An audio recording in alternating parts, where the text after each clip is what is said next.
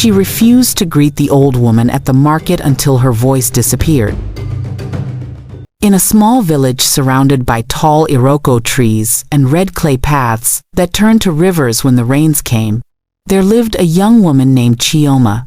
The village sat at the foot of rolling hills, where smoke from cooking fires rose every morning like prayers, and the sound of wooden pestles hitting mortars echoed through the air before the sun fully opened its eyes. It was a place where everyone knew everyone, where greetings were not just words but bridges between souls, and where respect for elders was woven into the very fabric of life, like the threads in a basket. Chioma was 23 years old, with skin the color of roasted groundnuts and a voice that could carry across 3 compounds. She was the daughter of Mama Nkechi, a gentle woman who sold palm oil and bitter leaf at the main market, and Papa Emeka, a quiet farmer whose yam barn was always full. Chioma had grown up helping her mother at the market stall, learning to bargain, to measure, to smile at customers even when her feet ached from standing all day. But somewhere between childhood and womanhood, something had shifted inside her. "Chioma, my daughter," her mother would say as they walked to market in the cool morning air, their baskets balanced perfectly on their heads. "Remember that the mouth that greets first is the mouth that heaven blesses." But Chioma would only nod, her mind already racing ahead to the market, to the coins she would count, to the traders she would outshine with her sharp tongue and sharper business sense. She had recently started her own stall selling the finest wrapper fabrics in the village Ankara prints that shimmered like butterfly wings, lace as delicate as spiderwebs kissed by dew, velvet that made women run their fingers across it again and again. Business was good, very good, and success had planted something dangerous in Chioma's heart, the seed of pride. "See how they come to me," she would whisper to her friend Obiageli as customers crowded her stall. Not to Mama Josephine with her old faded cloth. Not to Sister Maria with her small selection.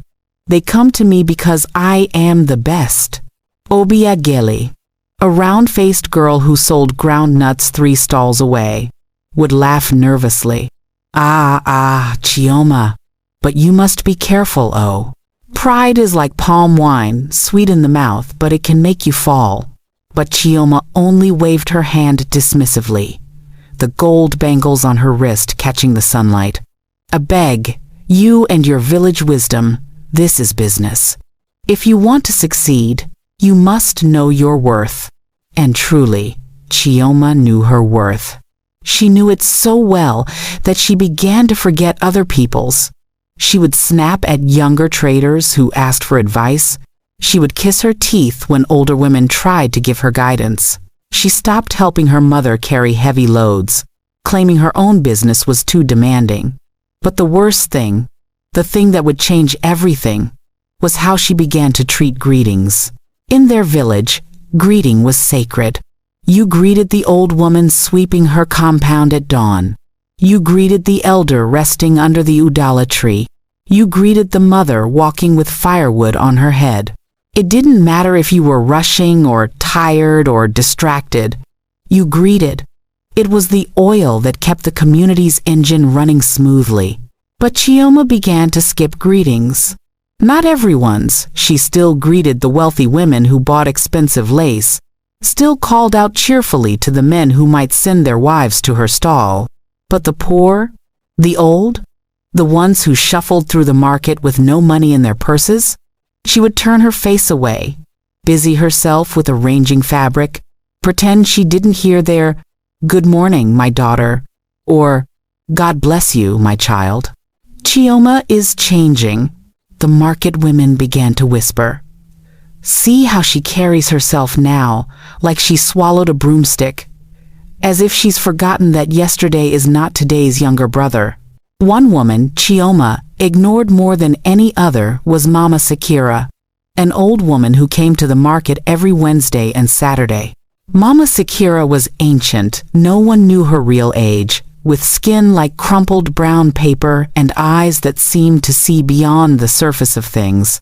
She walked with a carved walking stick, her back bent from decades of labor, and she always wore the same faded blue wrapper and white headscarf. She had no stall of her own, but would wander through the market, sometimes buying a handful of pepper, sometimes just sitting on a low stool and watching the world move around her. Every market day, Mama Sikira would pass by Chioma's stall. "Good morning, my daughter," she would call out, her voice thin but warm like the first light of dawn. "How is business today? How is your mother?" And every market day, Chioma would pretend not to hear. She would turn to another customer, rearrange her fabrics, check her phone, anything to avoid acknowledging the old woman's greeting. It wasn't that Mama Sikira had offended her. It was simply that Chioma saw no profit in greeting someone who would never buy her expensive lace, no value in wasting words on someone who had nothing to offer. "Chioma," her mother said one evening as they packed up their goods, "I noticed you don't greet Mama Sikira. That woman has lived in this village since before your father was born. She deserves respect." "Mama, please," Chioma sighed, rubbing her temples. "I'm tired. I greet customers all day. My voice is exhausted. Must I greet every single person who passes?" "Yes," her mother said simply, her voice heavy with worry. "Yes, you must, especially the elders. Chioma, I didn't raise you like this." But Chioma only kissed her teeth and continued packing, the sound of her bangles loud in the evening quiet. The incident that changed everything happened on a Wednesday afternoon, when the sun sat high and angry in the sky, turning the market into an oven of heat and noise and sweat. Chioma's stall was crowded, 3 women examining velvet, 2 more asking prices for ankara, a young bride to be touching every lace with reverent fingers. Chioma was in her element, her voice rising above the market noise, calling out prices, making jokes, closing sales. Then Mama Sikira appeared, shuffling through the crowd with her walking stick. She stopped at the edge of Chioma's stall, waiting patiently for a break in the activity. When there was finally a moment of quiet, she smiled her gentle smile and said, "Good afternoon, my daughter. The cloth you are selling is very beautiful. It reminds me of the wrappers we used to wear when I was young, when colors still looked like they had been dipped in joy." Chioma didn't even look up. She was counting money, her fingers moving quickly through the naira notes. "Chioma," Mama Sikira said again a little louder, "I greet you, my child." This time, Chioma looked up, and something cold flickered across her face. She stared at Mama Sikira, at her faded clothes and worn slippers, at the walking stick and the empty hands that would buy nothing, and she made a decision that would haunt her. In front of all her customers, in front of neighboring traders, in front of her friend Obiageli, who watched with wide eyes, Chioma spoke. "Mama, if you're not buying anything, please don't block my stall. Can't you see I'm busy? I don't have time for empty greetings." The market seemed to hold its breath. Conversations paused mid-sentence. The woman examining velvet froze. Even the flies stopped buzzing. Mama Sikira's smile faded slowly, like light leaving the sky at dusk. She looked at Chioma for a long moment, and in her ancient eyes there was not anger but something sadder disappointment, the kind that cuts deeper than any insult. She nodded slowly, once, twice, then turned and shuffled away, her walking stick tapping against the ground like a judge's gavel. "Chioma," Obiageli whispered, rushing over after the old woman had gone. "Why did you talk to Mama Sikira like that? Don't you know who she is? That woman is respected by everyone in this village. They say she has spiritual eyes. They say, Chioma interrupted, waving her hand dismissively. "I beg, All these village superstitions. She's just an old woman who needs to learn that people are busy. But even as she spoke, something felt wrong. The customers who had been so eager suddenly found excuses to leave. "Let me go and think about it," they said, backing away from the stall.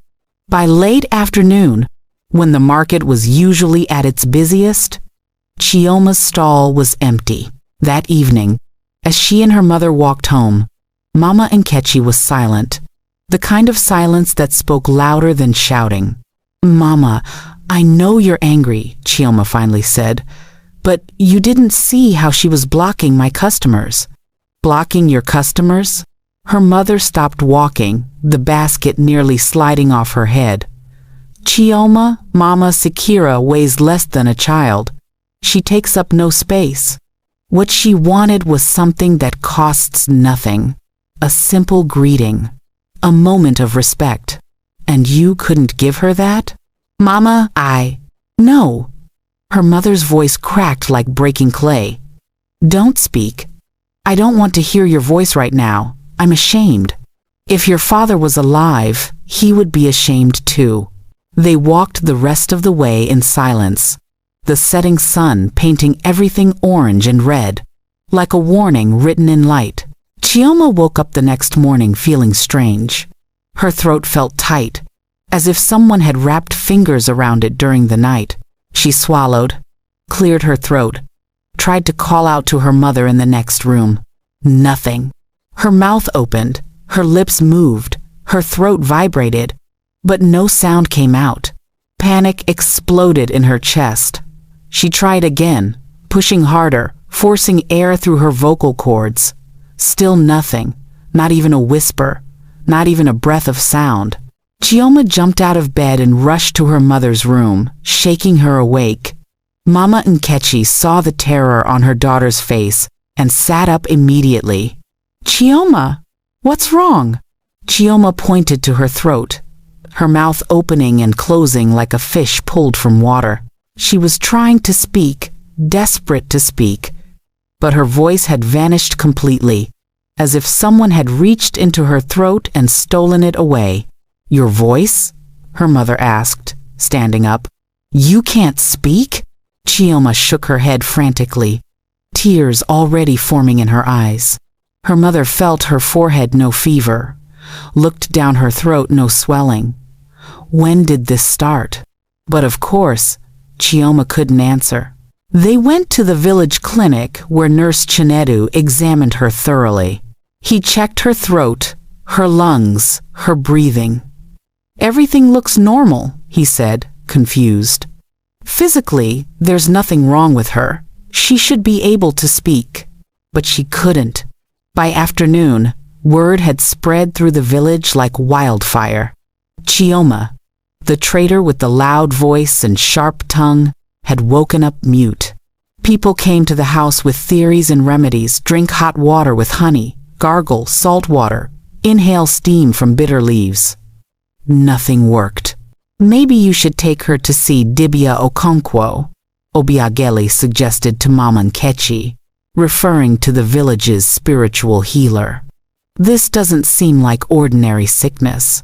That evening, Mama Nkechi took her daughter to the healer's compound at the edge of the village, where the bush began to whisper secrets to those who knew how to listen. Dibia Okonkwo was an old man, with tribal marks on his cheeks and eyes that seemed to see into the spirit realm. He made Chioma sit while he threw his divination cowries, reading them like some people read books. After a long silence, he looked up. "The girl has offended an elder," he said quietly, "a respected woman. She refused greeting. She showed disrespect, and the ancestors have taken her voice until she learns humility." Mama Nkechi gasped. "Mama Sikira?" "I cannot speak names," the healer said, "but the path to healing is clear. Your daughter must find this elder. She must kneel. She must ask for forgiveness with her whole heart, even without words. If the elder's spirit forgives, her voice will return. But if pride still lives in her heart, she will remain silent forever." Chioma felt like she had been plunged into cold water. She remembered Mama Sikira's face, the hurt in her ancient eyes, the way she had shuffled away with her walking stick. Shame washed over her, hot and bitter. That night, Chioma couldn't sleep. For the first time in months, she truly thought about her behavior. She remembered how she used to be a kind girl who helped her mother, who smiled at everyone, who believed that success meant lifting others up, not stepping on them to climb higher. When had she changed? When had her voice become a weapon instead of a gift? The next morning was market day. Chioma couldn't sell. How could she bargain without a voice? But she went anyway, her heart pounding with fear and hope. She searched every corner of the market for Mama Sikira, but the old woman was nowhere to be found. "She hasn't been here since Wednesday," another trader told Mama Nkechi. Since that incident, Chioma felt her heart crack. She had driven the old woman away. She spent the next 3 days searching. She asked neighbors, followed paths to distant compounds, knocked on doors. Finally, someone told her that Mama Sikira lived alone in a small mud house near the stream, past the palm grove, where the path was narrow and the forest thick. Chioma went there on Saturday morning, her mother walking beside her for support. The compound was tiny but swept clean, with a small garden of bitter leaf and uziza. Mama Sikira sat outside on a low stool, sorting melon seeds in a calabash bowl. When she saw Chioma, she didn't look surprised. She simply watched as the young woman approached, her steps slow and heavy with regret. Chioma stopped 3 feet away. Then, slowly, she lowered herself to her knees. The red earth was hard and rough, but she didn't care. She pressed her palms together and bowed her head, tears streaming down her face.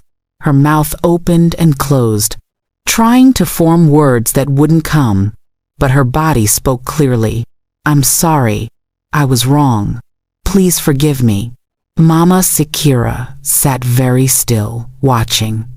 The morning air was quiet except for birds singing and leaves rustling, and the distant sound of the stream flowing over rocks. "Your mother raised you well," Mama Sikira finally said, her voice soft. "I know because I watched you grow from a small girl. I knew your father before he passed. You were never like this, proud and deaf to greetings. Success climbed into your head and made you forget that you are still human, still part of a community, still someone's child." Chioma nodded, tears falling faster now, soaking into the earth. "Do you know why we greet each other?" Mama Sikira continued. "It's not just politeness. A greeting says, 'I see you. You exist. Your life matters to me.'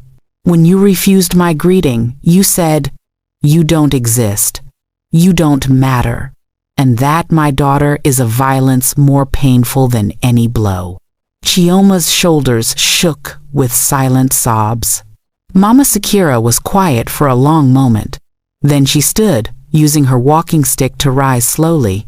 She shuffled over to Chioma and placed one weathered hand on top of the young woman's head. "Your voice was taken because you used it wrongly," she said. "But I see your heart is changed. I see true remorse. I see humility where pride used to live." She closed her eyes. "I forgive you, my daughter. May your voice return, but may it return wiser than before."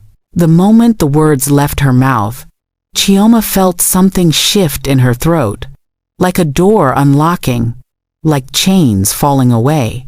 She gasped, coughed, and then a sound came out, small at first, then stronger. "Mama," she whispered, her voice hoarse and new like a baby's first cry. "Mama, I'm so sorry. I was foolish. I was blind. Please forgive me." And then she was sobbing openly, her voice pouring out mixed with tears, all the words she should have said weeks ago. finally finding their way into the world. Mama Sikira helped her to her feet. Your lesson is learned.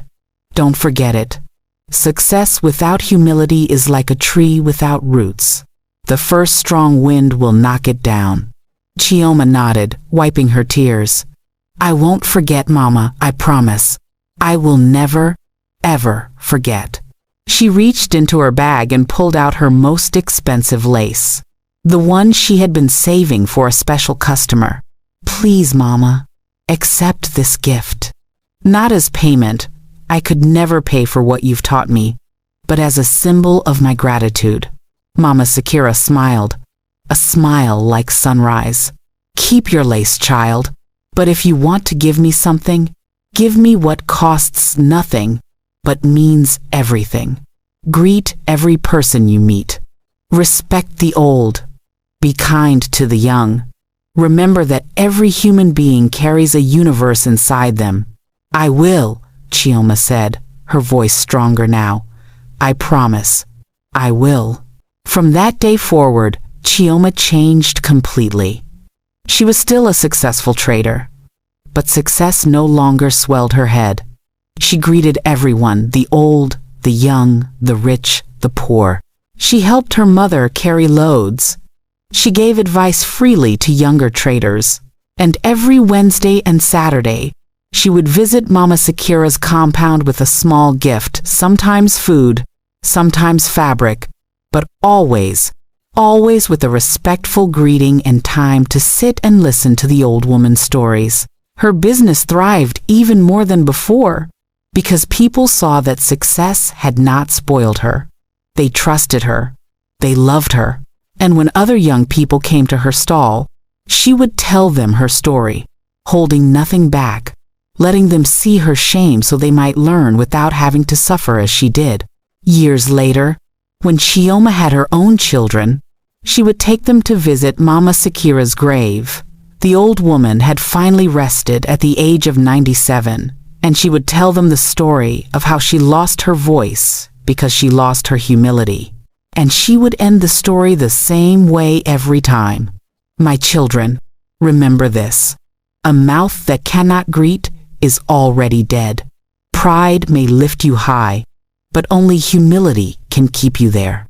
The voice that refuses to honor others will eventually lose its power to honor itself. Respect costs nothing, but its absence costs everything. And know that every person you meet, old or young, rich or poor, is worthy of your greeting, because in greeting them, you acknowledge the humanity you both share. Never forget, we rise by lifting others, not by stepping over them. This is the wisdom our ancestors gave us. This is the wisdom that saved my voice and my soul. The heart that cannot bow will eventually break. Honor the old, for they carry the wisdom of the road you have yet to walk.